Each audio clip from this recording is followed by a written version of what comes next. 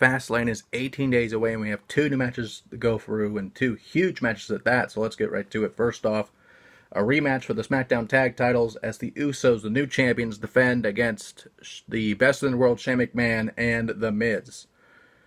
Kind of an interesting development on this whole thing because as of the few days prior to Elimination Chamber, one of the Usos got arrested for, I don't know what you would call it.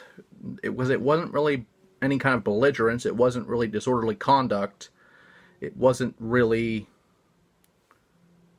anything, really. It was just him just fronting a little bit and being his character somewhat. Just to elaborate on that, it was, it was after a house show in Detroit. Naomi and Jimmy Uso were driving. Naomi was driving, rather, and they stopped. Were stopped by an officer. Jimmy, obviously concerned for his wife and kind of in what we call Macho Man mode because, of course, the relationship with Macho and Elizabeth was so protective over her. And that's what I feel what this situation was.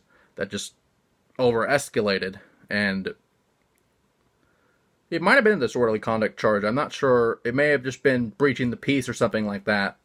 But it still counts as an arrest, and WWE did talk about it, but it kind of proves that it doesn't matter if you go to jail or not, you can still be a champion. If you go to a different penitentiary that you're not talking about, per se, you can still be a champion, which is kind of interesting in this world we live in now, this messed up world we live in, kind of, but...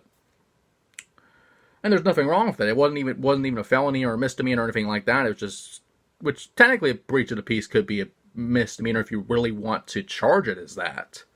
But, or just, disrupting overall proceedings of an officer, which could be a misdemeanor at that. But the point is, one of them gets arrested and they still become the champions, which is kind of the opposite of what WWE does in these situations. But it wasn't, I guess, bad enough to warrant a punishment. With that being said, though, I feel that Miz and Shane will lose this match just so they can have the match at Mania between them and just have that there. I would not be surprised if they won the titles back, but, in a recent WWE that there isn't really rematch clauses.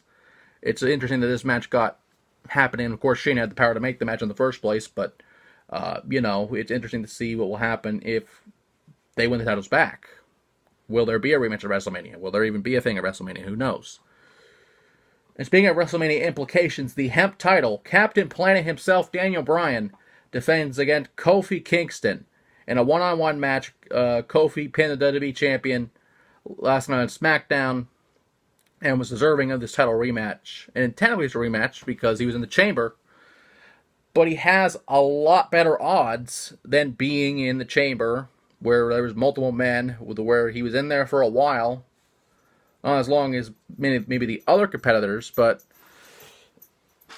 actually Kofi might have been one of the first two. I don't remember. No, it was Brian and Joe. I'd take that back, but even still, Kofi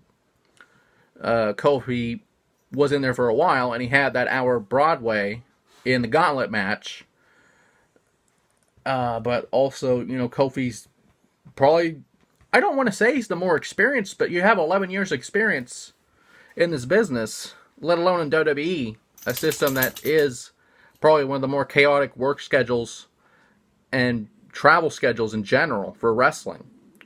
To do that for 11 years takes a lot of courage and something to be commended for. Now, will they give Kofi the title? I don't think so. But if there was a time to do it, if there was a time for Kofi to be the world champion he should have been a decade ago, or at least maybe 5 years ago,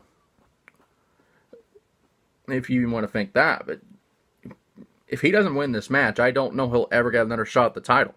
I don't know. And it is honestly kind of feels like a filler angle towards the Mania match anyway, but the emotional favorite clearly is Kofi. But I will pick Daniel Bryan just because I don't think they will put the title on Kofi.